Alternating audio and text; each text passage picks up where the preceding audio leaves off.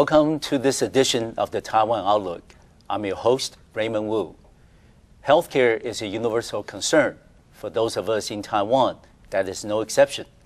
Although Taiwan's healthcare insurance system has been well documented as a model of success, there are still many areas of concern and problems that need to be explored further. And that is the theme today on the Taiwan Outlook. We're very pleased and very honored to have a special guest to be our speaker in the program today. And that is Dr. Andrew T. Huang, who is the president and CEO of the Ku Foundation Sang Yat-sen Cancer Center in Taipei, Taiwan. Dr. Huang, welcome to the program. Dr. Wu, thank you very much for inviting me to the macro view. Yes. And Dr. Huang, before we started the program, we were talking about your diverse and very rich experience in medicine, both in Taiwan as well in the U.S. Maybe I can start off the program by asking you to tell the viewers back home a little bit about your experiences both in Taiwan and in the U.S. as a doctor and also a hospital administrator. Thank you. I was born in Taiwan in 1939.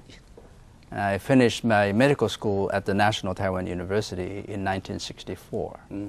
And after a year of service at the Chinese Air Force, I then went on to begin my residency at the University of Pennsylvania in internal medicine. Very prestigious school, yes. And after 2 years or so of training, I then went on to Duke University in North Carolina and have remained there ever since. Really? So I've been at Duke University first as a trainee, and then in 1969 I was asked to be on the staff. This has been a very productive part of my life. Yes. And in 1989, I decided to come back to Taiwan to serve the Society of Taiwan. Yes. Although during this time, I continue to go back to Duke to teach 4 times a year. So you fly back and forth. So I sometimes I'm in the U.S. teaching something, and then the next moment I'm back in Taipei teaching students from here, residents from here, about my experiences, both in Taiwan and in the U.S. And I know the systems may have a lot of similarities, those in Taiwan and those in the U.S. But what's your overall view and feelings about the medical care in both countries in a very general sense? In the U.S., you can see very clearly the respect for life. And that is strongly expressed at all levels, from the standpoint of the health professional and also from the standpoint of the society. Yes. So they're willing to invest in the education and training of health professionals. They also are willing to allow them sufficient time to look after their patients. There's a pretty strong emphasis on public health as well. Yes. So, for example, the infectious diseases are much less of a problem there than we see here. By comparison, I think the public education has room for improvement here, and so there's the public drive or push to improve healthcare. Quality of healthcare is also leave room for improvement. Yes. But I think because Taiwan and the rest of Asia had been affected by poverty. Of course. And so healthcare was really never an emphasis until the last maybe 20 years or so. Yes. When Taiwan went from rags to riches. Yes. And started to have a continuous improvement in our per capita GDP. Yes. So I think most people now are paying much more attention to healthcare than they used to. Exactly. Yes. And one of the many areas that often people criticize in terms of healthcare providers is the so-called doctor-patient relations. And you being a doctor in both the U.S. and in Taiwan, especially in your experience in Taiwan, what do you find are the major issues and areas of criticism that you hear from both doctors and patients on this very important and delicate relationship? In the U.S., through the education, there's a tremendous emphasis on patient-doctor relationship. Yes. Here I say patient-doctor relationship instead of doctor-patient relationship because I think patients are more important. Yes. And so during the course of training, we're constantly reminded of the need for respecting patients, patients' family, patients' cultural background, and patients' needs. Here, the tradition is somewhat different. Physicians are, in general, better educated. And so when they talk to the patients are, of course, not sophisticated in medicine, so are usually on the receiving end. Yes. And the physician-patient relationship is sort of a relationship between an upper hand and a lower hand. Yes.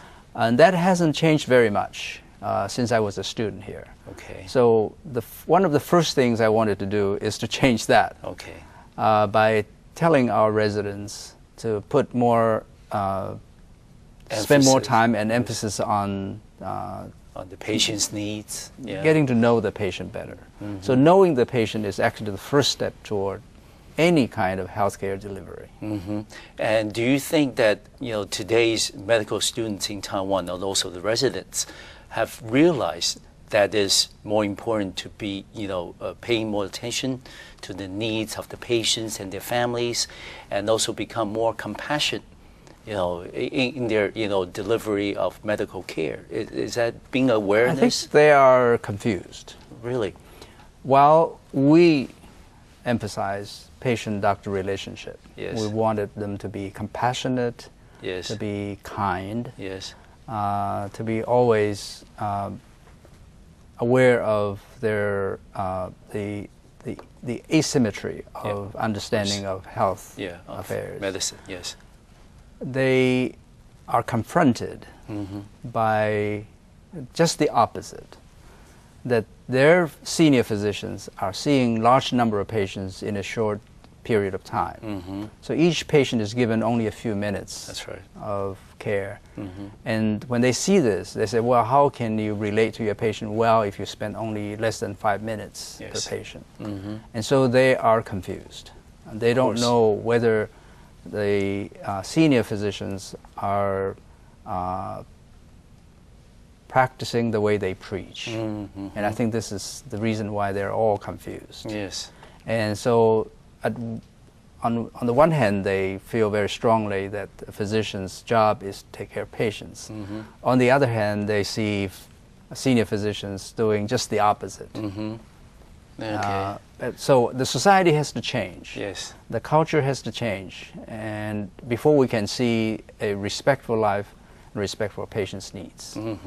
And in addition to educating the physicians, the medical students, are there things that you would suggest that patients, the average citizen, as patients, that they can do, maybe be more realistic in terms of how to deal with their physicians, and be a little more respectful of the kind of remedies they received? And are there other areas that you could identify that will help this relationship to get better? Oh, I think the society needs to invest more in public education about health.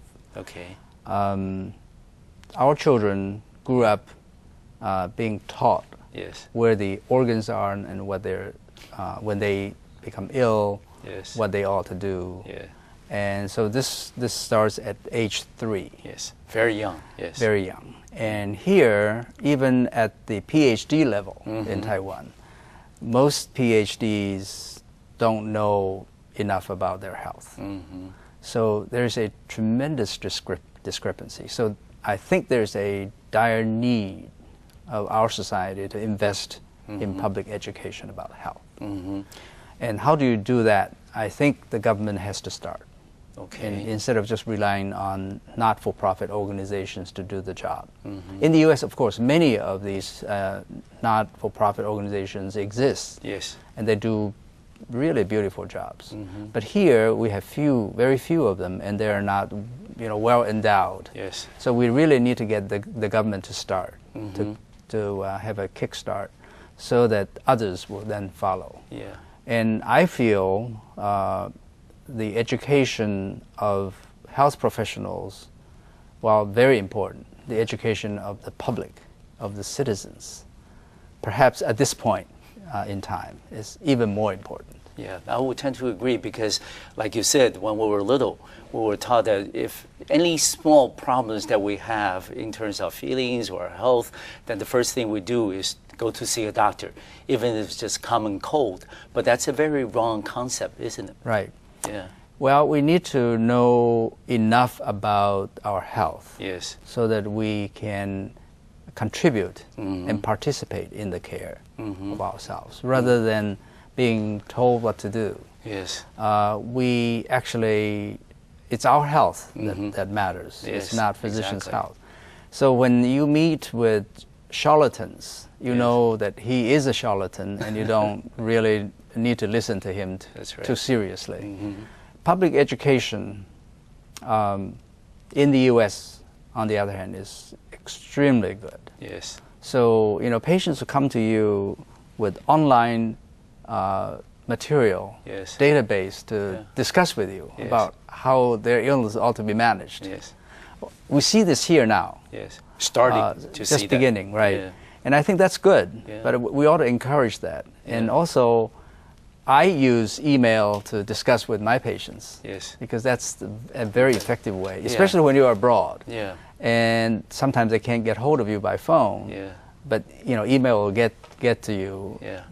With Just certainty. as easy. Yes. And so I would encourage that there is a more investment in public education through online home pages. Yeah.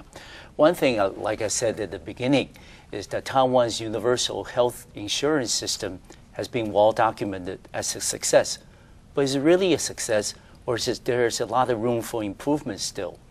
You take a short break. We'll be right back to the Taiwan Outlook.